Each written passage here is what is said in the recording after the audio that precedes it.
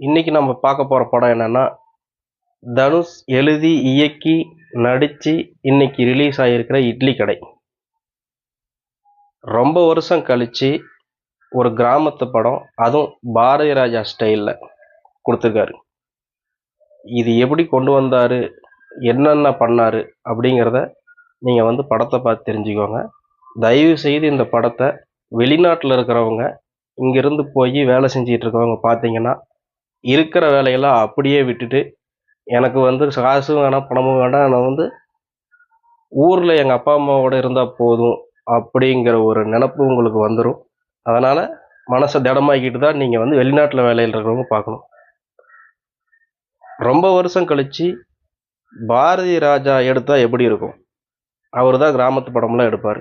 தனுஷுக்கு எப்படி இந்த ஒரு டேலண்ட் வந்துச்சு, எப்படி கொண்டு வந்தார், ஒரு சின்ன இட்லி கடையை வச்சு எப்படி இந்த கதையை எழுதினாரு அப்படிங்கிறது தனுஷு தான் தெரியும்.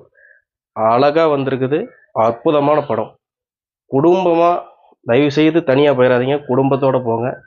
பயங்கரமாக எமோஷனல் கனெக்ட் ஆகும். மெயினாக அப்பாவுக்கும் மகனுக்கும் இருக்கிற ஒரு எமோஷனல் கனெக்ட் தான் இந்த இட்லி கடை.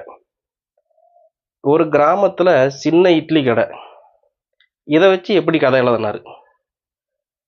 நார்மலாக இட்லி சுடுவாங்க, சாப்பிடுவாங்க, போவாங்க, இதுதானே கதை. ஆனால் அந்த படத்தை தன்னோட அப்பாவான ராஜ்கிரண், அவருக்கு ஒரு ஃப்ளாஷ்பேக், அவங்க அம்மாவுக்கு ஒரு சின்ன ஃப்ளாஷ்பேக். இவர் வெளிநாட்டில் வேலை செஞ்சிகிட்டு இருக்காரு. ஒரு மிகப்பெரிய தொழிலதிபரோட பொண்ணை கல்யாணம் பண்ண போகிறாரு.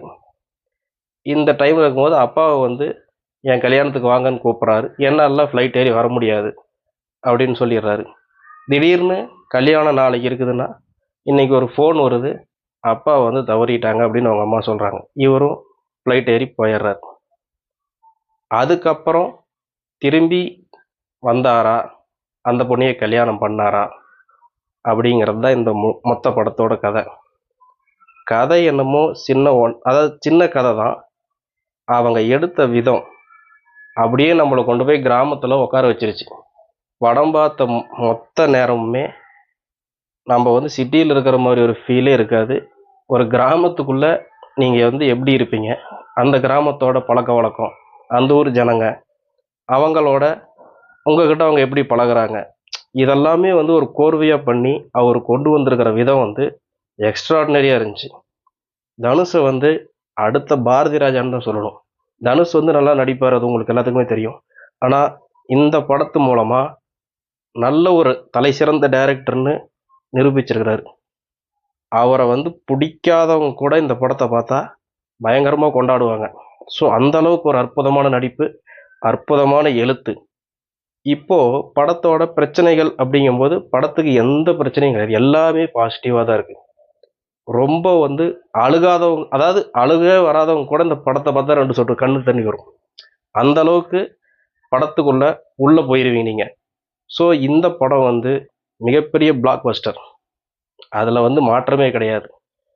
இந்த படத்தை மெயினாக நல்லபடியாக வந்ததுக்கு காரணம் தனுஷ், நித்யா மேனன், அருண் விஜய், இவங்க 3 பேர் தான் மெயின். இன்னொரு படத்தோட ஆன்மா யாருன்னா ராஜ்கிரண். ராஜ்கிரனை தவிர இந்த ரோலை வேற யாராலையுமே இவ்வளோ நேர்த்தியாக பண்ணவே முடியாது. அது நீங்கள் படத்தை பாருங்கள், அப்போ தான் உங்களுக்கே தெரியும். இதில் நெகட்டிவே கிடையாது. தாராளமாக குடும்பமாக போய் கொண்டாட வேண்டிய ஒரு படம். இதை தயவு செய்து மிஸ் பண்ணாதீங்க. தனுஷ் அவர் எப்படி ஒரு நல்ல டைரக்டர்னு சொல்கிறதுனா, அவங்க அப்பா இறந்த கையோடையே அவங்க அம்மாவும் இறந்துருவாங்க. ஒவ்வொருத்தர் டைரக்டர் அந்த இறக்குற சீனை ரொம்ப பாலை போட்டு அழுது ரொம்ப ஆர்ப்பாட்டம் பண்ணி ரொம்ப ஒரு சென்டிமெண்ட்டை கொண்டு வரணுங்க, என்னென்னமோ பண்ணி அந்த கொண்டு வருவாங்க. ஆனால் இவர் சும்மா உக்காந்துக்கிட்டு இருப்பார். அவங்க அம்மா இறக்குறதையும் காட்ட மாட்டாங்க, அவங்க அம்மா பாடி எடுக்கிறதையும் காட்ட மாட்டாங்க. அவ்வளோ அழகாக மக்கள்கிட்ட கன்வே பண்ணியிருப்பார் அந்த சீனை மட்டும் குறிப்பாக. இதுலேருந்தே அவர் நல்ல டைரக்டர் ஆகிட்டார் அப்படிங்கிறது நீங்கள் பார்த்து தெரிஞ்சுக்குவீங்க. மொத்தத்தில் இந்த படம் சத்யராஜ், அருண் விஜய் சூப்பராக பண்ணியிருக்காரு.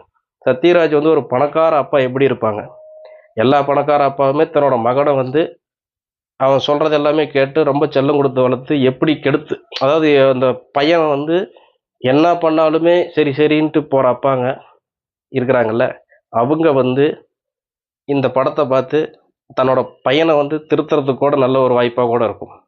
அதனால் அந்த அளவுக்கு வந்து ஒரு சூப்பரான ஒரு ரைட்டிங். எந்த ஒரு கத்தி கபடா வெட்டு குத்து ரத்தம் சதை எதுவுமே இதில் கிடையாது. ஆனால் படம் வந்து ஃபுல் எங்கேஜாக இருக்குது.